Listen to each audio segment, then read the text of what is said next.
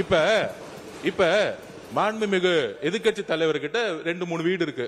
ஆனா அரசு பங்களால இருக்கிறாருல்ல, அரசு பங்களால இருக்கிறாருல்ல. அவர் லெட்டர் என்கிட்ட தான் கொடுத்தாரு, பொதுப்பணித்துறை அமைச்சரா என்கிட்ட தான் கொடுத்தாரு. எனக்கு அரசு துறையுடைய பங்களா வேணும்னு கொடுத்தாரு.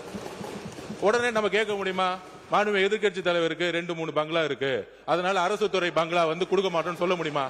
எங்களுடைய முதலமைச்சர் சொன்னாரு, அவர் கோரிக்கை கொடுத்தாரு, உடனடியா கொடுத்துருவோம்னு சொன்னோம். இது வந்து உடனே இல்ல இல்ல இங்க இருக்கவங்க எல்லாருக்கும், அதாவது இங்க இருக்க எல்லாருக்கும் பங்களா கொடுக்கலாமான்னு கிடையாது. இது வந்து ஒரு புரோட்டோகால், அவ்வளவுதான்.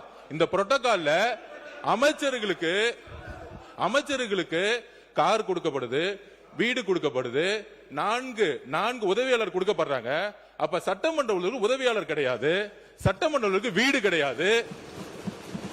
சட்டமன்ற உறுப்பினர்களுக்கு நீங்க உங்களுடைய தேர்தல் பத்திரத்தில் கார் இல்லன்னு சொல்லலாம், வீடு இல்லன்னு சொல்லலாம், 10,000 ரூபாய் பணம் இருக்குன்னு சொல்லலாம். ஆனா எங்க கிட்ட பல்வேறு சட்டமன்ற உறுப்பினர்கிட்ட எங்க கட்சியில் சொந்த வீடு இல்லாதவங்க இருக்காங்க, கார் இல்லாம இருக்காங்க. அது மாதிரி மற்ற கட்சிகளையும், தாவேகா மட்டும் இல்ல, எல்லா கட்சியும், கம்யூனிஸ்ட் தோழர்கள் அங்கிருந்து வராங்க. அந்த மாரிமுத்து அண்ணன் கிட்ட கார் கிடையாது. இதுதான் கம்யூனிஸ்ட் தோழர்களுடைய நிலைப்பாடு. அப்ப ஒரு அறிவு பெறும் பொழுது இந்த கட்சியோட சட்டமன்ற உறுப்பினர், இந்த கட்சியோடைய உறுப்பினர்களுக்கு அறிவிப்பு வராது. முதலமைச்சர் பொதுவா எல்லோருக்கும் ஒரு அறிவிப்பை கொடுக்கிறாரு. அதுல தமிழக வெற்றி கழகத்தோட நிலைப்பாடு, ஏற்கனவே கார் இருக்கவங்க அப்ளை பண்ண மாட்டாங்க, இதுதான் நிலைப்பாடு. இது எல்லா கட்சியோட நிலைப்பாடு அப்படிதான். ஆனா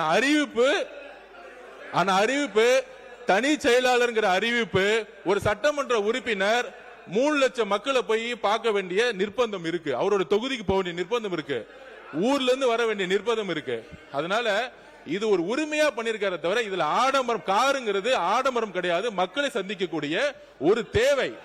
ஊழல் இல்லாத சட்டமன்ற உறுப்பினர்களுக்கு கார் இன்னைக்கு தேவை, மக்களை பார்க்க போனோம், அதுதான் நாங்க பதிவு பண்றோம்.